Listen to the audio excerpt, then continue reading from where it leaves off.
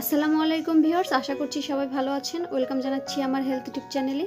আজকে আমি আপনাদের সাথে আলোচনা করব গরমে বাচ্চাদের প্রয়োজনীয় কিছু বাড়তি যত্নের সম্পর্কে। কখনো গরম কখনো বৃষ্টি, আবহাওয়ার একটি ভীষণ তারতম্য চলছে এখন। এই গরমে শিশুদের বাড়তি যত্ন প্রয়োজন। চলুন তাহলে জেনে নেওয়া যাক এই গরমে কি উপায়ে শিশুর সঠিক পরিচর্যা করা সম্ভব।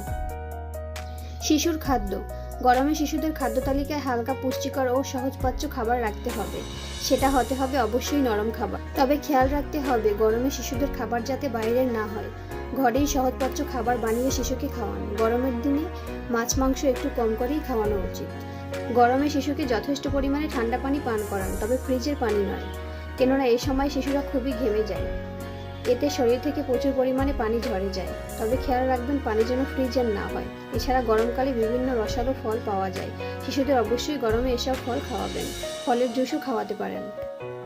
শিশুদের পোশাক। গরমে আপনার শিশুর পোশাকের দিকে অবশ্যই খেয়াল রাখতে হবে।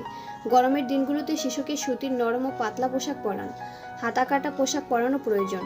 ডিসপোজেবল নেপির পরিবর্তে সুতির পাতলা কাপড়ের নেপি পরানো ভালো, কেননা ডিসপোজেবল নেপিগুলো ঘাম ও তাপ শোষণ করতে পারে না, তাই র্যাশ, ঘামাচি প্রভৃতি সমস্যা দেখা দিতে পারে। নিয়মিত গোসল করানো। গরমে শিশুদের খুব দ্রুত র্যাশ ও ঘামাচি ওঠে, তাই গরমের দিনে শিশুকে নিয়মিত গোসল করাতে হবে। গোসলের সময় বাতযুক্ত জায়গা যত্ন সহকারে পরিষ্কার করতে হবে।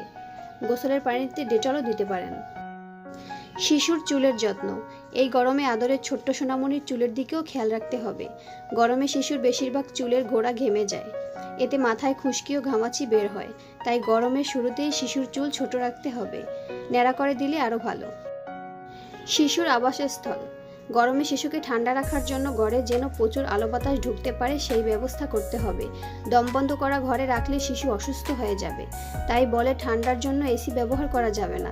মাঝে মাঝে আপনার শিশুকে বারান্দায় নিয়ে যাবেন। শিশুর প্রসাধনী। গরমে শিশুকে গোসলের পর তেল, লোশন প্রভৃতি প্রসাধনীর ব্যবহার বন্ধ রাখতে হবে। শিশুকে গোসল করানোর পর শরীর শুকিয়ে আসলে গলা, পায়ের ভাঁজে পাউডার ব্যবহার করুন। এতে ঘামাচি ওঠা রোধ করবে। শিশুর স্বাস্থ্য। শিশুর স্বাস্থ্য বিষয়ে বিশেষ খেয়াল রাখতে হবে। ঘুমানোর সময় অবশ্যই মশারি ব্যবহার করতে হবে। শিশুর সুস্থতার জন্য ঘর পরিষ্কার রাখতে হবে। কোনো রকম শারীরিক সমস্যা দেখা দিলে দ্রুত চিকিৎসকের কাছে নিয়ে যেতে হবে। তো ভিউয়ার্স, এই ছিল আজকের আলোচনা। আজ এখানেই শেষ করছি।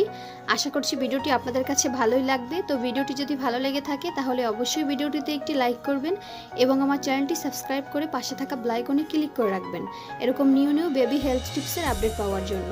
তো সবাই ভালো থাকবেন, সুস্থ থাকবেন। আল্লাহ হাফেজ।